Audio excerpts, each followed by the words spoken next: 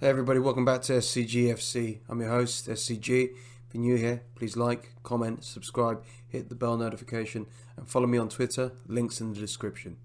So, Chelsea 2, Leicester City 2. Well, actually, it's Leicester 2 because it was at the King Power. Interesting game.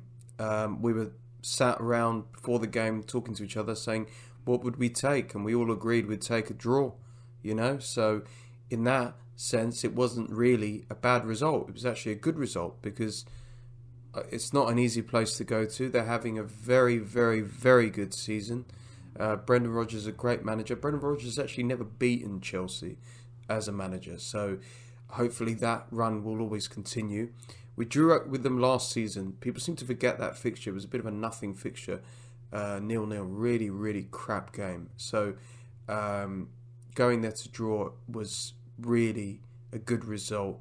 Disappointing, obviously, because perhaps we could have gone on to win it. But let's talk about the goals.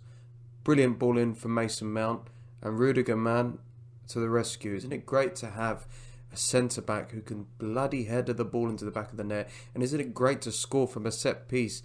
Look back at that Arsenal game. Utter rubbish, the set pieces. How many corners did we have in the first half? Completely wasted. But it's good to see Mason Mount put in a good delivery.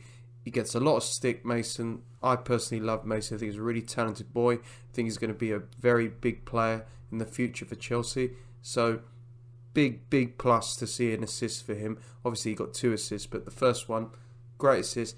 Great header from Rudiger at the back post. Really happy for Rudiger because, he's the only one that seems to show, other than Jorginho, a bit of leadership, a bit of personality. I've always loved Rudiger, and there were crazy rumours that people said, like, he might not get into the team when he gets fit. Rubbish, man. He's our best centre-back. Forget Tomori, forget Zuma, forget Andreas Christensen. He's our best centre-back, and he's better than who we were linked with in January, aka Nathan Ake. So glad we didn't sign Nathan Ake, but we should have signed some players, but that's for another video altogether. Right, Leicester's equaliser, Harvey Barnes.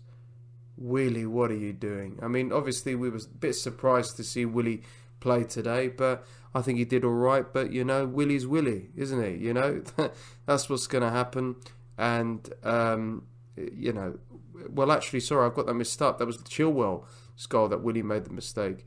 But Harvey Barnes obviously broke through, and it was a good, pretty good goal. And naturally, you just always knew that Chilwell was going to do something in this game. He had a bad first half, but, we're linked with him. Whenever we're linked with someone, whenever we've got some sort of affiliation or they're a former player, you can bet your bottom dollar they're going to score or they're going to assist or they're going to have an absolute blinder. He didn't necessarily have a good game, Chilwell, but he got the goal. And then obviously our equaliser, brilliant ball in from Mason Mount again. He's got a lot of assists this season, which people seem to find quite surprising, particularly from set pieces, which baffles me as to why Frank insists on Willian taking them and on Hudson-Odoi taking set pieces. No, this guy obviously seems to have the best delivery. Give it to him, because that looping header over Schmeichel from Rudiger, it was just beautiful. I mean, Chelsea don't score from free kicks, yet in this game, tough opposition, tough place to go, we managed to get 2 set-piece goals. Brilliant. And then obviously towards the end, Harvey Barnes had that chance that somehow went wide. God, have Chelsea been lucky this season. And as I'm recording this, it's just literally finished United 0, Wolves 0, which is a brilliant result for us. So let's move on to Frank's substitutions. And obviously, the most surprising one of all was Tammy Abraham coming off and Ross Barkley coming on and essentially playing like a false 9 or alternating between Willian and a false 9 and leaving Batshuayi on the bench. Now, our fan base, there's some people who like Batshuayi, there's some people that can't stand him, there's some people that wish Giroud was playing, there's some people who don't care about Giroud, there's some people that rate Abraham, there's some people that cannot stand Abraham. So we have a very divisive and divided fan base. But at the end of the day, that substitution, for me, showed huge balls and it was a massive, massive message to the board, who just so happened to be there. Bruce Buck and this Scott guy, whatever his name is, it doesn't really matter.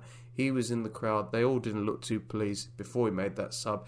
They were looking at him, and I don't think things are good behind the scenes at Chelsea. But, this is not new. I remember back in 2015 watching a pre-season game with Chelsea, and I saw the players disgruntled towards Mourinho, and that was obviously the season that we finished 10th. So this is not new with Chelsea. Players, not necessarily the players, but this is more so the manager with the board. And you can tell by everything he has said ever since his press conference on Friday up to this game and post this game, he's not pleased. He's not happy.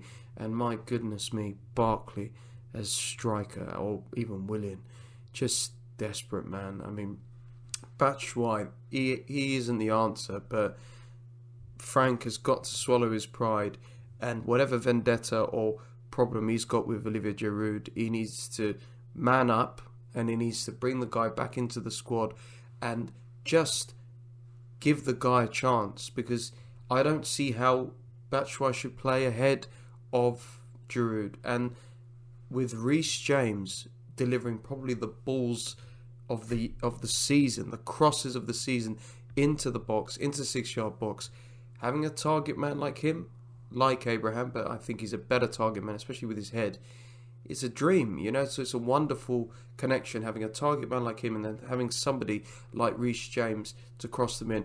Okay, I think he wasn't fit this week because obviously he was travelling around trying to concentrate on his future and get a move, but he hasn't come out and criticised anybody. He hasn't thrown his toys out of the pram, and he didn't even hand in a transfer request.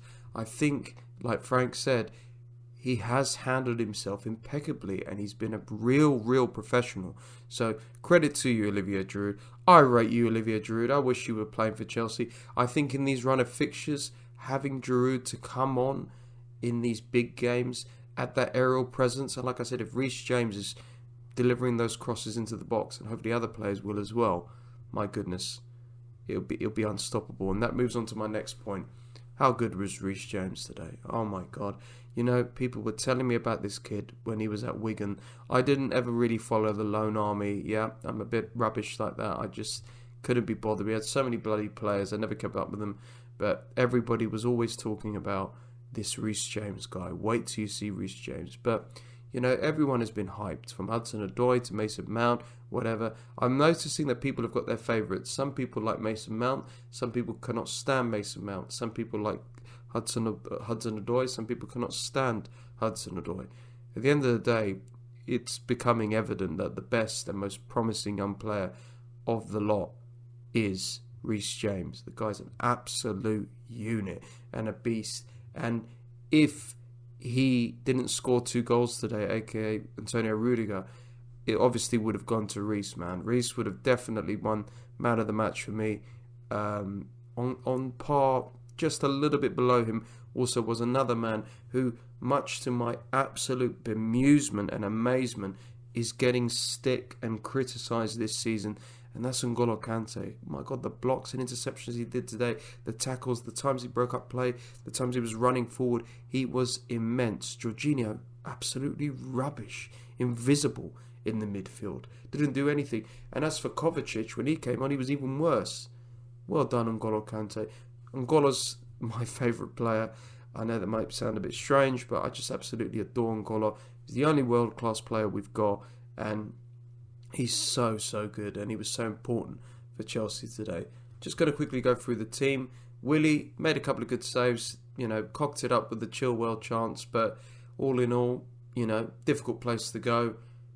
Managed to play okay, nothing special. Aspie is Aspie, especially at left back. Runs forward, has to always put it onto his right foot. Really slows down the play. We need a bloody balanced team. We were playing Aspie at left back in 2014, so we're holding on to something that we've been doing 6 years ago. It's time to do something new. Rudiger, man of the match, obviously 2 great goals. Leader, just when he scored that second goal, he just ran into the goal to get the ball and bring it out and just get on with it and try and get that winner. Amazing. Not so sure about Christensen.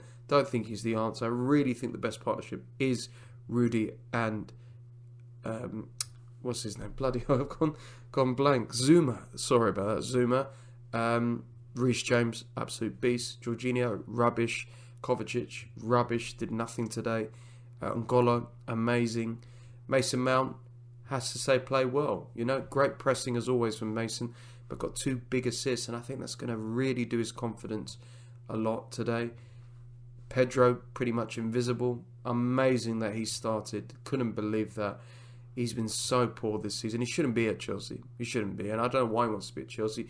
He obviously must be getting paid very well. Hudson-Odoi, so disappointing. I just don't get this guy. I think, obviously, he's got skills. There's something there, but I don't see it. I have to question his attitude as well. I don't really like his body language. It really annoys me, and I just can't wait to see Pulisic back in the team. Hudson-Odoi, really poor performance, drifted out of the game, fell over, awful. And Abraham, look, he might have been playing through pain, but my God, does that guy need competition? Some of those balls that Reece James whipped into the 6-yard box, a poacher like your Cavani's, like your Dries Mertens would have got on the end of that, and we'd be 2-3-0 up. But it's the same thing. Insanity is basically doing the same thing over and over again and expecting different results. Exactly what this is, which leads me on to the biggest question of them all. Will this club finish in the top 4 at the end of the season? If they do, somehow, some way, it's a bloody miracle. Seriously, it is a bloody miracle, because the guy is working with very average, mediocre players. He's trying to get the best out of them.